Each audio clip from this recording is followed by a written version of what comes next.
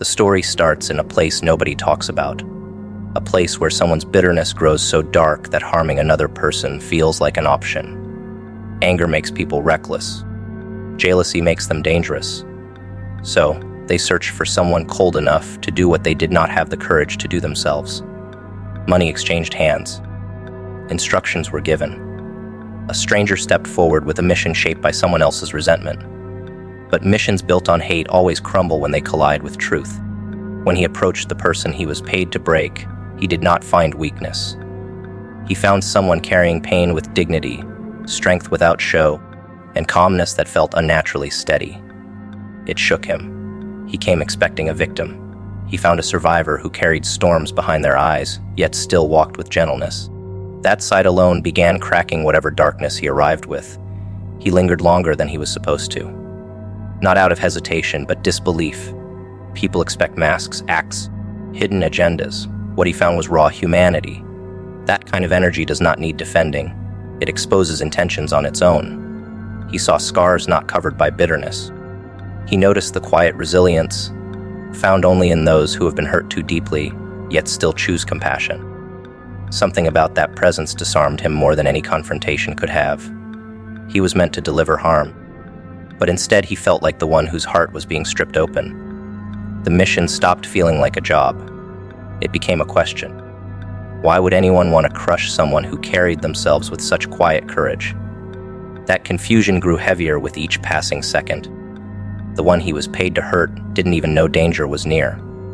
They were simply moving through another day, carrying the weight of their own history. The way they navigated life, slow, deliberate, thoughtful, did something unexpected. It cracked open the part of him he had spent years burying. He saw moments of exhaustion hidden behind a steady posture.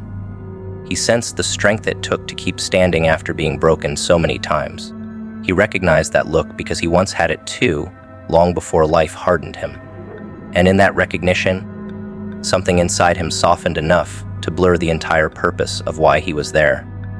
He began to see the difference between someone who builds themselves through pain and someone who weaponizes pain against others.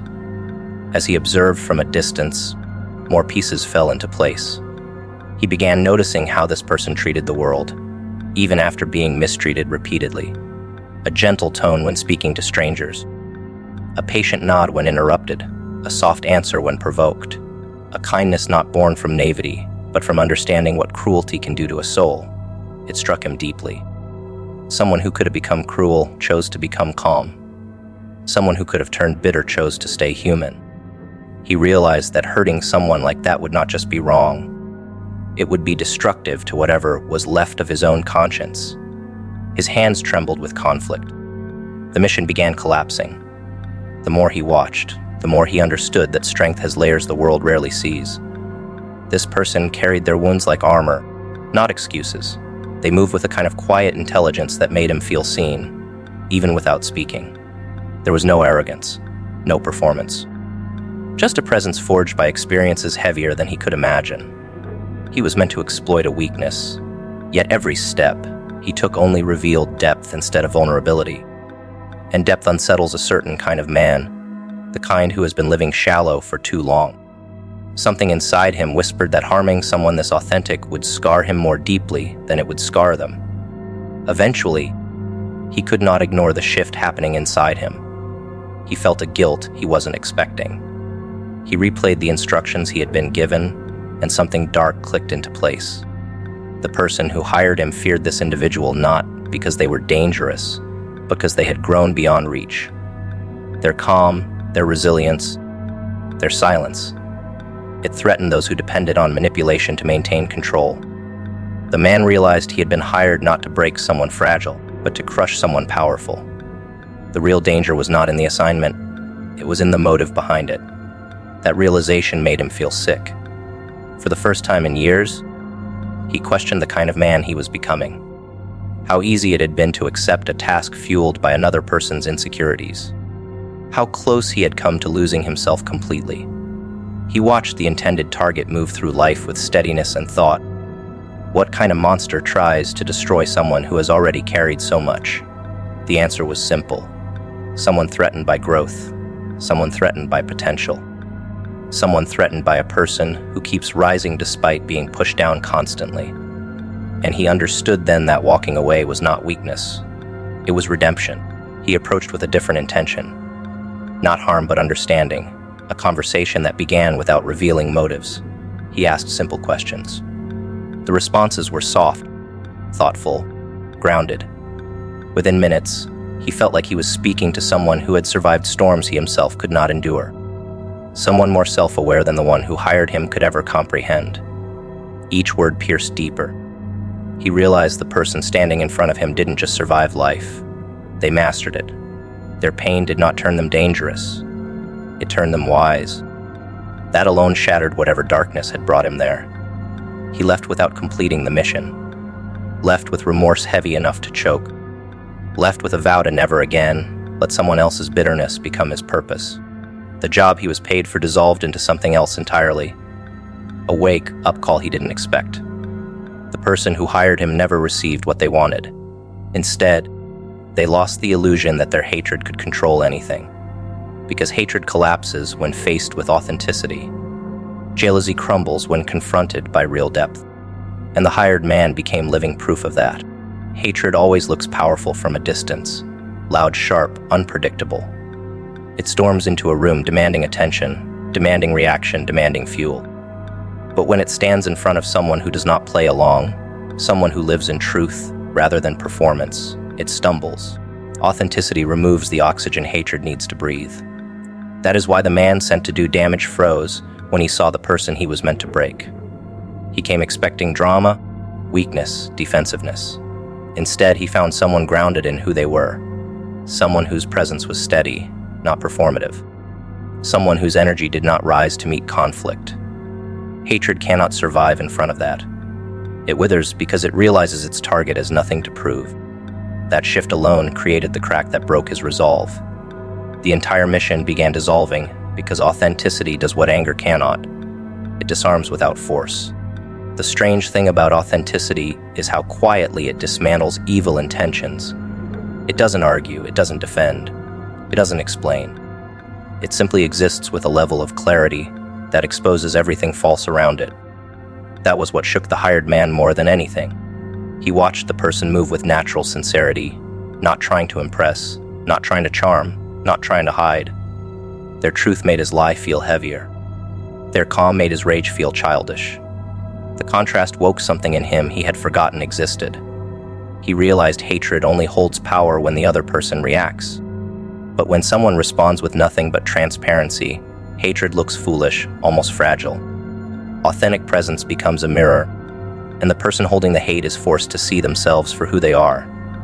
In a toxic relationship, this same principle unfolds quietly. Hatred, manipulation, and control thrive when someone is confused, insecure, or seeking approval. But the moment awareness grows, the moment a person begins to act from truth instead of fear, the entire dynamic shifts. The aggressor feels their control slipping. Their tactics lose impact. Their anger feels loud and unnecessary. Authenticity brings a different kind of strength, a strength that does not match intensity with intensity. Instead, it stands firm and reveals the truth beneath every attack. And hatred, confronted with realness, begins collapsing because it cannot dominate someone who no longer responds from wounds. The hired man saw something in that stranger that haunted him. He saw a person who carried their history without hiding it. Someone who wasn't pretending to be unhurt, yet wasn't defined by the hurt either. That level of authenticity made him question every dark decision he had ever made. Hatred depends on the illusion that the target is small. Authenticity destroys that illusion. He wasn't looking at someone fragile. He was looking at someone who had survived more than he could imagine. And suddenly his assignment felt pathetic, like an insult to his own conscience. He saw that hurting this person would not make him stronger. It would only expose how weak he had become. Hatred walks into every situation expecting power. It believes fear will be automatic. Yet in the presence of someone who has done their internal work, someone who no longer collapses under manipulation, hatred begins feeling the weight of its own emptiness. The hired man felt that weight immediately. The mission he accepted began to feel like betrayal, not of the person in front of him, but of the person he once hoped to be. Authenticity does that. It brings hidden truths to the surface. It forces the hateful to realize their behavior comes from their own bruises, not from anything their target did. That recognition alone is enough to stop the attack before it begins. There was a moment during his observation when he saw something that completely unraveled him. It wasn't dramatic, it wasn't loud. It was the way the person smiled at a passing child, or the way they held a door for a stranger without thinking, or the way they paused to check on someone who looked tired. These small moments revealed something powerful. Someone capable of carrying pain without spreading it. Someone who refused to become what hurt them. Hatred cannot handle that kind of character. It collapses because it recognizes its target is not playing the same emotional game, and the hired man realized he was participating in a cycle this person had already risen above. That was the moment his hatred broke. In toxic relationships, authenticity often marks the end. The person who once reacted out of insecurity begins responding out of clarity. The person who used to internalize every insult begins seeing patterns for what they are. The person who once absorbed blame begins returning responsibility to where it belongs. That authenticity destabilizes the person who depended on emotional chaos to maintain control. Hatred cannot thrive when truth walks into the room. It begins decaying the moment its power is questioned.